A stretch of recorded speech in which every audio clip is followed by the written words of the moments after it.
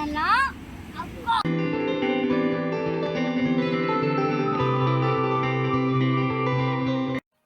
Hi, hello, welcome back to TNPSC Preparation. So, என்ன சீரியஸ்னு பார்த்தீங்கன்னா 12th standard பாலிட்டியில் administrative missionary இன் இந்தியாவோட part 2 of the video அது. So இந்த chapter படித்தோம் அப்படின்னா நம்மளுக்கு என்ன சிலபஸ் லிங்க் ஆகுது அப்படின்னு பார்த்தீங்கன்னா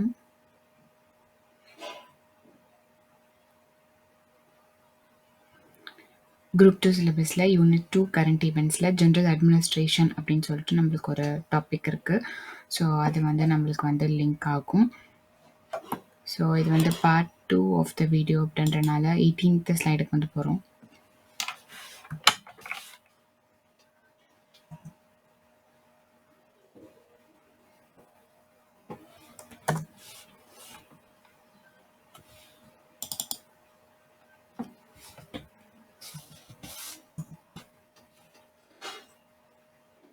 Indian administrative system in the post-independence era.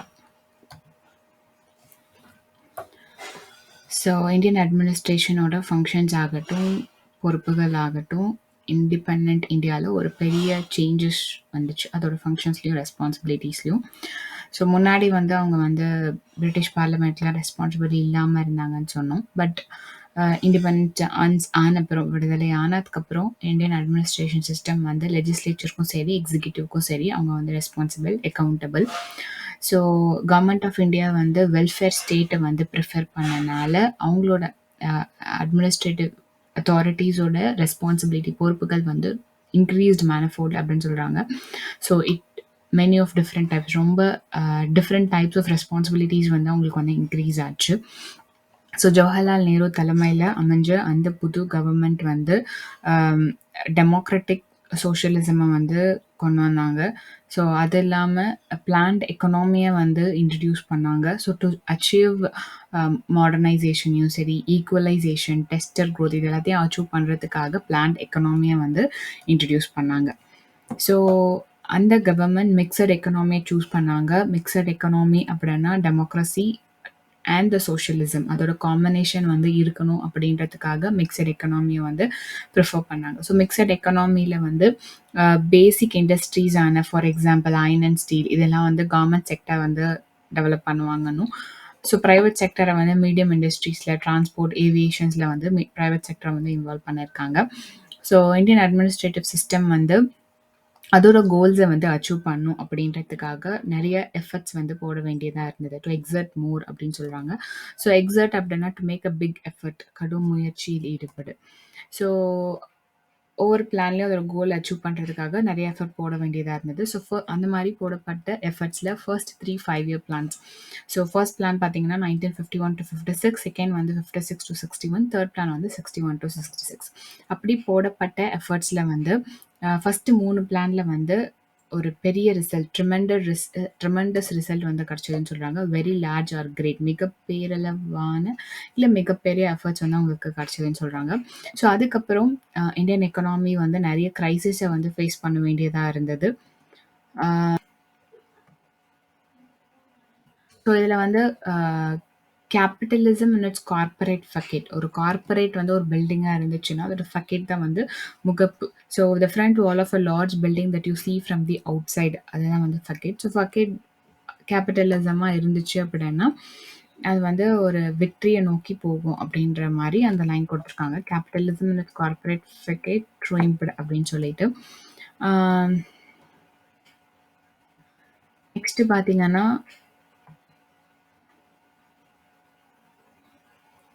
So இதில் வந்து இந்தியன் எக்கனாமி நிறைய க்ரைசிஸை ஃபேஸ் பண்ணாங்க அப்படின்னு சொன்னோம்.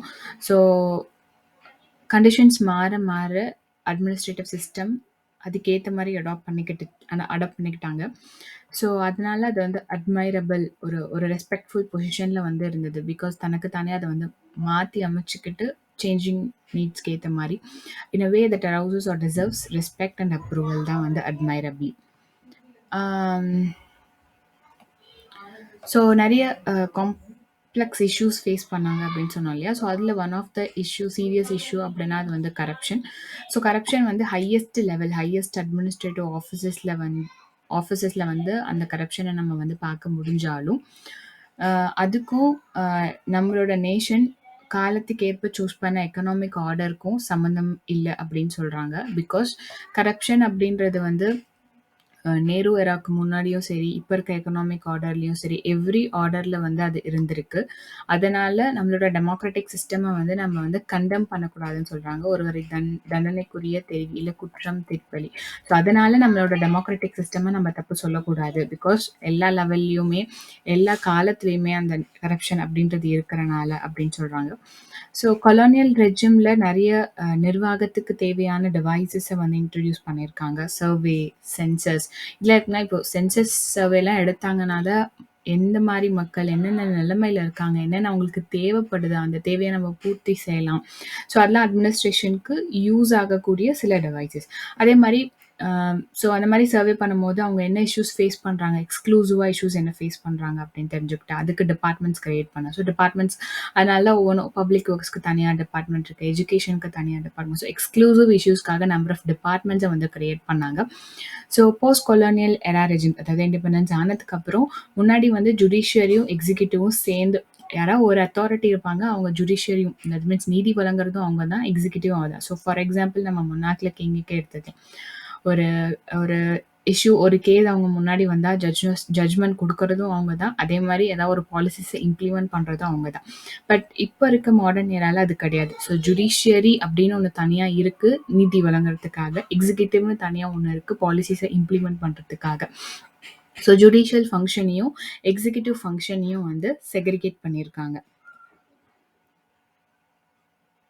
ஸோ நெக்ஸ்ட் பார்த்தீங்கன்னா, முன்னாடியே சொன்ன நெறைய மெஷர்ஸ் இன்ட்ரோடியூஸ் பண்ணாங்க for the welfare of the people அப்படின்னு சொல்லிட்டு, டிசீஸ் எராடிகேட் பண்றதுக்காக. ஸோ எராடிகேட் பண்றதுக்காக நெறைய பண்ணியிருப்பாங்க. ஸோ வேக்சின்ஸ் குடுத்துருப்பாங்க. ஹாஸ்பிட்டல்ஸ், கவர்மெண்ட் ஹாஸ்பிட்டல்ஸ் வந்து வரது. ஸோ இதெல்லாமே டிசீஸ் எராடிகேட் பண்றதுக்காக. அப்புறம் அவேர்னஸ் ப்ரோக்ராம் வந்து கண்டக்ட் பண்ணுவாங்க. எக்ஸ்டென்ஷன் ஆஃப் எஜுகேஷன்ல தான் வந்து ஸ்டூடெண்ட்ஸை வந்து ஸ்கூலுக்கு வரணுன்றதுக்காக நிறைய கவர்மெண்ட் ப்ரோக்ராம்ஸை வந்து நம்ம இம்ப்ளிமெண்ட் பண்ணாங்க. எக்ஸ்டென்ஷன் ஆஃப் எஜுகேஷன், இரிகேஷனுக்காக டேம்ஸ் கட்டுறது, அதை மெயின்டைன் பண்ணுறது. ஸோ மேசிவ் இரிகேஷன் ஸ்கீம்ஸ், அதுக்கப்புறம் எலக்ட்ரிஃபிகேஷன், ஹெல்த் அண்ட் ஹைஜீன்காக பண்ணுறது, ரோட்ஸ் அண்ட் ரயில்வேஸை வந்து இம்ப்ரூவ் பண்ணுறது, எக்ஸ்பேண்ட் பண்ணுறது, இது எல்லாமே வந்து மக்களோட வெல்ஃபேர்க்காக வந்து பண்ண ஆரம்பித்தாங்க. ஸோ பார்லிமெண்ட்ரி எக்ஸிக்யூட்டிவ்ல ஒவ்வொரு ஸ்கீமுமே, அதாவது அட்மினிஸ்ட்ரேஷனுக்காக போடப்பட்ட ஒவ்வொரு ஸ்கீமுமே ஒரு இம்பார்ட்டன்ட் ரோலை ப்ளே பண்ணியிருக்கு அப்படின்னு சொல்கிறாங்க. டோட்டல் அப்படின்னா crucial importance in relation to the development or success of something else. So அதாவது ஒரு எக்ஸிக்யூட்டிவ்காக நீங்கள் ஒரு ஸ்கீமை கொண்டு வரீங்க, இந்த மாதிரிலாம் பண்ணலாம் அப்படின்னு ஆர்கனைஸ் பண்ணுறீங்க, ரிவைஸ் பண்ணுறீங்க அப்படின்னா அது வந்து ஒரு இம்பார்ட்டன்ட் ரோலை வந்து ப்ளே பண்ணுது அப்படின்னு வந்து சொல்கிறாங்க. ஸோ அட்மினிஸ்ட்ரேஷன் சிஸ்டம் வந்து ஒரு ட்ரெயின்டு பர்சன் இருக்கனாலையும், எக்ஸ்பீரியன்ஸ் பர்சனாக இருக்கனாலையும், மோட்டிவேட்டட் பர்சனல்ஸ் இருக்கனாலையும், டெவலப்மெண்ட் போடப்படுற அந்த டெவலப்மெண்ட் பிளான் வந்து கரெக்டாக இம்ப்ளிமெண்ட் ஆகுதா அப்படின்னு பார்த்தீங்கன்னா அப்படின்னு வந்து சொல்கிறாங்க. ஸோ அதாவது சேஞ்சிங் டைம்ஸ், நம்மளோட காலத்துக்கேற்ப மாறணும் அப்படின்றதுக்காக இந்தியன் அட்மினிஸ்ட்ரேஷன் சிஸ்டம் வந்து டெமோக்ரட்டைஸ் பண்ணுறதுக்கும், மாடர்னைஸ் பண்ணுறதுக்கும் நிறைய எஃபர்ட்ஸ் வந்து போடப்பட்டிருக்கு அப்படின்னு சொல்கிறோம். ஸோ அதனால அந்த ஒரு சிஸ்டமில் வந்து, அந்த ஒரு டெமோக்ராட்டிக் சிஸ்டமில் வந்து அஃபிஷியல்டம் அப்படின்னா பதவியில் இருக்கிறவங்க, அதிகார வர்க்கத்தினரை தான் வந்து அஃபிஷியல்டம்னு சொல்கிறோம். ஸோ அவங்களுக்கு நீங்கள் வந்து பவர் கொடுக்குறீங்க, ரெஸ்பான்சிபிலிட்டிஸ் கொடுக்குறீங்க அப்படின்னா அவங்கள வந்து விமர்சனத்திலையும், லாஃபுல் இன்டர்வென்ஷன்லையும் அவங்கள கம்ப்ளீட்டாக இன்சுலேட் பண்ணக்கூடாது அப்படின்னும் வந்து சொல்கிறாங்க. ஸோ அப்படி பண்ணோம் அப்படின்னா அவங்க வந்து பொலிட்டிக்கல் ஆக்டிவிசம், அரசியல் செயல்பாடுல ஒரு அன்எத்திக்கல், அன்லாஃபுல்லா அவங்க வந்து வளர்ந்துருவாங்க. அப்படி வளரக்கூடாது அப்படின்னு வந்து சொல்றாங்க. ஸோ அதிகமா ஒருத்தருக்கு பவர் குடுத்தோம் அப்படின்னா, அத வந்து வேற ஒரு சட்டத்துக்கு புறம்பான ஒரு இடத்துல யூஸ் பண்றதுக்கான வாய்ப்புகள் அதிகமா இருக்கும் அப்படின்றதுக்காக, நெறைய செக்ஸ் அண்ட் பேலன்ஸஸ வந்து கொண்டு வந்தாங்க. ஸோ அந்த செக்ஸ் அண்ட் பேலன்ஸஸ் கொண்டு வந்தனால தான் அது வந்து லெட்டர் அட்மினிஸ்ட்ரேஷன் சிஸ்டமா வந்து மாறுச்சு அப்படின்னு சொல்றோம். ஸோ லெட்டர் அட்மினிஸ்ட்ரேஷன் சிஸ்டம் அப்படின்னா என்னன்னா, ஸோ நம்மளோட இதுல வந்து நம்ம வந்து டெசிஷன வந்து எடுக்க முடியாது. ஸோ நம்மளுக்கு குடுத்துருக்க ரூல்ஸ் அண்ட் ரெகுலேஷன்ஸ ஃபாலோ பண்ணி தான் அந்தந்த பதவியில இருக்கவங்க வந்து டெசிஷன் எடுக்கணும். பிகாஸ் அவங்க வந்து ஒருத்தருக்கு ரிப்போர்ட் பண்ணுவாங்க. ஸோ அந்த அந்த அந்த சிஸ்டம் வந்து லெட்டர் அட்மினிஸ்ட்ரேஷன் சிஸ்டமா ஜிஓ இல்ல வந்து சஸ்பென்ஷன் லெட்டர். ஸோ அந்த மாரி வந்து மாறிடுச்சு. Because of the introduction of checks and balances அப்படின்னு சொல்றோம். ஸோ அதே அதே சமயத்துல இந்தியன் அட்மினிஸ்ட்ரேஷன் சிஸ்டம் வந்து extra national or transnational forces against the nationality act பண்ண சில குரூப்ஸ் இருக்குல்ல, அந்த குரூப்போட ப்ரெஷர்ல இருந்து அவங்கள வந்து கார்ட் பண்ணணும். பிகாஸ் அவங்க ப்ரெஷர் பண்ணாங்கன்னா இவங்க அவங்களோட ரெஸ்பான்சிபிலிட்டிஸை வந்து ஒழுங்கா பண்ண முடியாது அப்படின்றதுக்காக. ஸோ நம்மளோட கான்ஸ்டிடியூஷன் வந்து சென்ட்ரலைஸ்ட் அட்மினிஸ்ட்ரேஷன் சிஸ்டமை வந்து ப்ரொவைட் பண்ணுது. ஸோ இப்போ ஒரு ஸ்டேட்ல வந்து ஒரு பர்சனல் வேலையில இருக்காங்க. ஸோ ஸ்டேட் பப்ளிக் சர்வீஸ் கமிஷன்ல ஒருத்தங்க வந்து வேலையில இருக்காங்க அப்படின்னா அவங்களுக்கு வந்து 2 மாஸ்டர்ஸ் இருப்பாங்க. அதாவது ஸ்டேட் எக்ஸிக்யூட்டிவ்க்கும் அவங்க வந்து ரிப்போர்ட் பண்ணணும், சென்டர் யூனியன் எக்ஸிக்யூட்டிவ்க்கும் அவங்க வந்து ரிப்போர்ட் பண்ணணும். ஸோ அதனால அவங்களுக்கு வந்து 12 மாஸ்டர்ஸ் வந்து இருப்பாங்க. ஸோ அதுதான். ஸோ ஸ்டேட்ல கிரியேட் ஆகிற அட்மினிஸ்ட்ரேட்டிவ் சர்வீசஸ்க்கு யூனியன் தான் வந்து சுப்ரமசி. ஈவன் தோ நீங்க கிரியேட் பண்ணியிருந்தாலும், ஈவன் தோ ஸ்டேட் கிரியேட் பண்ணியிருந்தாலும், அதோட சுப்ரீம் அத்தாரிட்டின்றது யூனியன் கிட்ட தான் இருக்கு அப்படின்னு வந்து சொல்றாங்க. ஸோ லிபரலைசேஷன் அப்படின்ற டேர்ம் வந்து பியூரோக்ரசி, அதாவது இந்த பவர் அதிகாரத்துல இருக்கவங்களுக்கு அவங்களோட பேர்டன்லேருந்து ரிலீவ் பண்றதுக்காக லிபரலைசேஷன் வந்து வரல. ஸோ இது ஏன் சொல்றோம் அப்படின்னா, முன்னாடி லைசென்ஸ் ராஜ் இருந்தனால எல்லாமே வந்து அட்மினிஸ்ட்ரேட்டிவ் அத்தாரிட்டிஸ் கிட்ட வருது. அவங்க பெர்மிஷன் குடுக்கணும், வேலிடேட் பண்ணணும், எவாலுவேட் பண்ணணும். ஸோ அதெல்லாம் அவங்களோட பேர்டன குறைக்கணுன்றதுக்காக அந்த லிபரலைசேஷன நாங்க கொண்டு வரல. ஸோ பிரைவேட் செக்டார் மேல கவர்மெண்ட்டோட கண்ட்ரோல் அதிகமா இருக்கு. அந்த கண்ட்ரோல ரெடியூஸ் பண்ணணும் அப்படின்றதுக்காக தான் லிபரலைசேஷன் கொண்டு வந்திருக்கு. ஸோ இந்த பெர்ஸ்பெக்டிவ் அவங்க பார்க்குற பார்வை அப்படின்றது வந்து ஒரு டிஃப்ரெண்ட்டா இருக்கு அப்படின்னு. ஸோ இந்த ட்ரெண்டுனால பாலிசி மேக்கிங்லேயும் சரி, பாலிசியை என்ஃபோர்ஸ்மெண்ட்னா இம்ப்ளிமெண்ட் பண்ணுறதையும் வந்து சென்ட்ரலைசேஷனை நோக்கி போய் போச்சு அப்படின்னு வந்து சொல்கிறாங்க. ஸோ அர்லியர் முன்னாடி இருந்த சிஸ்டமில் பார்த்தோம்னா நம்ம வந்து democratic and socialist economy and plan economy வந்து ஃபாலோ பண்ணும். பட் இப்போ வந்து அதிகமாக ப்ரைவேட்டைசேஷன் ஆகுது. அதே மாதிரி டாக்ஸேஷன் சிஸ்டம் சென்ட்ரலைஸ் ஆகுது. ஸோ நம்ம ஃபார் எக்ஸாம்பிள் ஜிஎஸ்டியே சொல்லலாம். So taxation system towards centre நோக்கி போயிட்டு இருக்கு. அதே மாதிரி மோர் அண்ட் மோர் ப்ரைவேட்டைசேஷன் வந்து வருது அப்படின்னு சொல்கிறோம். ஸோ பப்ளிக் அட்மினிஸ்ட்ரேஷனில் கொடுக்கப்படுற இந்த ஒரு புது அரேஞ்ச்மெண்ட் தான் நியூ பப்ளிக் மேனேஜ்மெண்ட் மூவ்மெண்ட் அப்படின்னு வந்து சொல்கிறோம். ஸோ இது எதுக்காக அப்படின்னா நம்மளோட எக்கனாமிக் ஆர்டருக்கு ஏற்ற மாதிரி அட்மினிஸ்ட்ரேஷன்லையும் சில சேஞ்சஸை வந்து கொண்டு வரதுக்காக.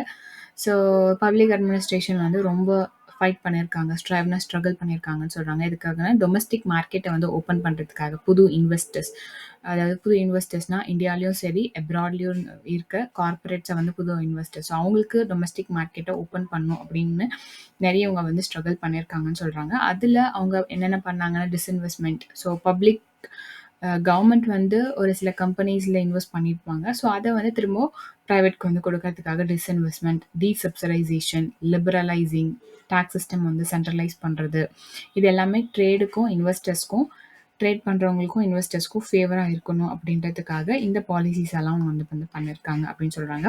ஸோ இதெல்லாம் பண்ணனால சிஸ்டமேட்டிக்காக வந்து மைனிங், போர்ட்ஸ், பெட்ரோலியம், ஏர்வேஸ் இதெல்லாம் வந்து கார்பரேட்ஸ் உள்ளே வரதுக்காக பண்ணியிருக்காங்க. அதே மாதிரி அவங்க வந்து லேபர்ஸை வந்து யூஸ் பண்ணுன்றதுக்காக லேபர் லாஸையும் வந்து ரிவைஸ் பண்ணியிருக்காங்க. ஸோ இந்த வீடியோ இதோட முடியுது. இது உங்களுக்கு பிடிச்சிருந்தா லைக் பண்ணுங்கள், ஷேர் பண்ணுங்கள், சப்ஸ்கிரைப் பண்ணுங்கள். தேங்க்ஸ் ஃபார் வாட்சிங்.